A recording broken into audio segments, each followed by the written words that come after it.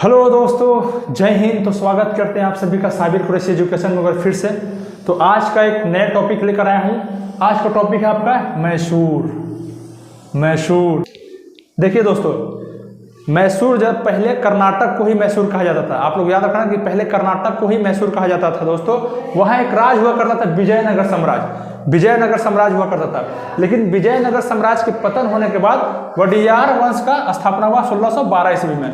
वडियार वंश का स्थापना हुआ 1612 ईस्वी में। वडियार के वंश के जो अंतिम शासक हुए दोस्तों, वो थे चिक्का कृष्णराज। चिक्का कृष्णराज थे, लेकिन ये सिर्फ नाम मात्र के राजा थे। इनसे कुछ होता वाता नहीं था, नाम मात्र के राजा थे।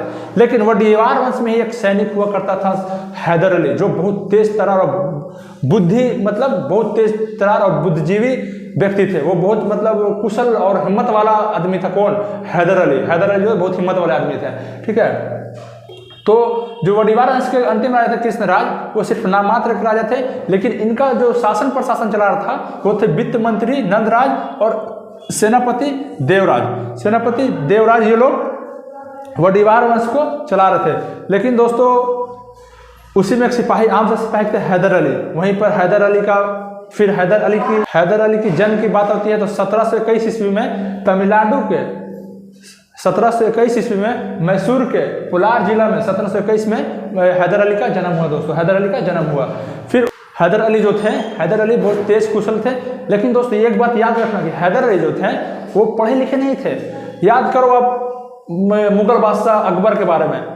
मुगल बादशाह जो थे वो पढ़े लिखे एक अक्षर भी नहीं थे, लेकिन बहुत तेज और कुशल बुद्धिमान के व्यक्ति थे वो।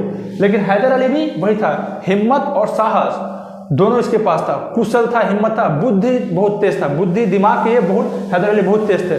तो इन्होंने सेना में अपना एक धाक बना लिया, अपने आप को एक अपने आप को एक प्रबल दावेदार साबित किया कि नहीं, हम सेनापति बन सकते हैं। तो इन्होंने अपनी खुद की सेना बना ली दोस्तों। फिर हैदर अली ने 1755 में फ्रांसीसियों से मिलकर, फ्रांसीसी भी जो है ना हैदर अली का साथ दे रहे थे।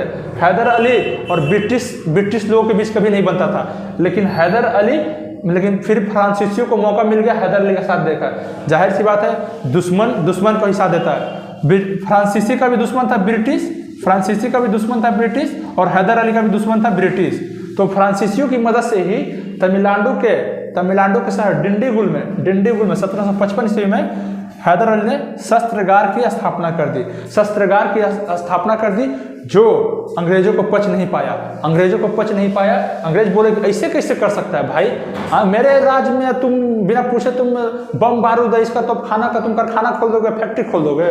लेकिन इसके पीछे था फ्रांसीसी। वो अंग्रेज समझ चुके। देखिए अंग्रेज जो थे ना, बहुत बुद्धि आदमी था, वो दिमाग वाला था। वो लोग जाने कि फ्रांसीसी इसका हैदर अली का साथ दे रहा था। लोग से जब बर्दाश्त नहीं हुआ दोस्तों, तो अंग्रेज ने ब्रिटिश ईस्ट इंडिया कंपनी ने हैदर अली पे हमला कर दिया, जो इतिहास में अंग्ल मैसूर युद्ध के नाम से जाना जाता है दोस्तों।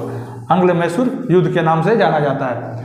तो ये था आपको मैसूर के बारे में दोस्तों। आई होप आप सब समझ गए होंगे मेरी बातों को।